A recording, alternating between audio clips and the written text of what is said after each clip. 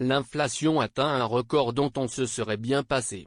Découvrez les mesures du gouvernement prévues. Comme vous le savez et le vivez tous les jours, le niveau d'inflation connaît un record, et cela, le carburant, le gaz, l'électricité, certaines denrées alimentaires. Ainsi, le gouvernement tente de mettre en place des mesures pour aider les Français, qui sont bel et bien. Par exemple, les revenus des pensions de retraite vont être revalorisés à partir de cet été en fonction. De plus, les minima sociaux vont aussi être revus à la hausse et les fonctionnaires vont voir leur point d'indice augmenter et c'est lui qui est utilisé. Le barème fiscal va être aussi révisé. La chaîne TF1 a rencontré 3 personnes, un retraité, un bénéficiaire d'URSSAF ainsi qu'on vous partage ce qui va changer dans leur vie. Inflation, retraités, fonctionnaires, bénéficiaires d'URSSAF, tout ce qui change pour eux. Que se passe-t-il pour un retraité qui touche environ 2040? Alain est un retraité qui subit l'inflation comme beaucoup d'autres.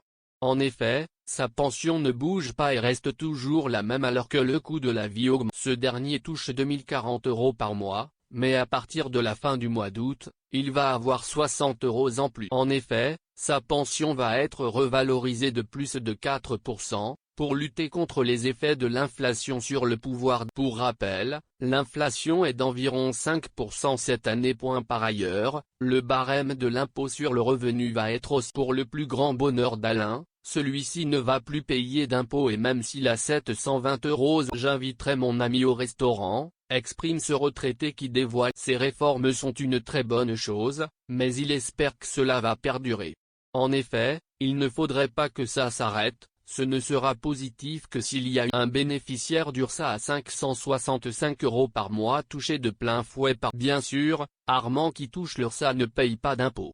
Celui-ci touche 565 depuis un an, ce n'est pas dur, c'est très dur, explique l'homme dans la cinquantaine qui travaille en temps partiel comme aide-soignant. Il effectue des contrats qui sont souvent localisés entre 15 et 30 km de son logement. Donc il doit en plus payer du carburant qui subit la hausse de la bonne nouvelle, c'est que tous les minima sociaux, URSSAF, minimum vieillesse, allocation adulte handicapé, vont être revus à la hausse. L'État n'a pas encore évalué de manière officielle le niveau de l'augmentation.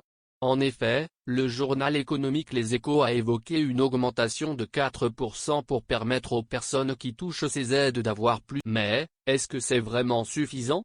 En effet, Armand va toucher environ 23 € an. Ça me permettrait peut-être de me faire un cinéma avec quelqu'un, mais moi je vois plutôt du carburant. Une enseignante qui a un salaire mensuel de 1920 €. Cela fait belle lurette que les fonctionnaires ont besoin d'une. En effet, par exemple, Maria, une enseignante expérimentée perçoit 1920 €. Cela fait des années que le point d'indice subit un gel et qu'il n'a pas été même si le montant est encore inconnu. Il va bien augmenter, en lien avec l'inflation. Il faudrait beaucoup plus, peut-être à hauteur d'au moins 200 à 300 € par mois pour un salaire comme le mien, déclare Maria avec espoir, voire beaucoup plus pour information, les syndicats de la fonction publique réclament entre 3% de révalorisation pour la CFDT et 20% pour la CFT.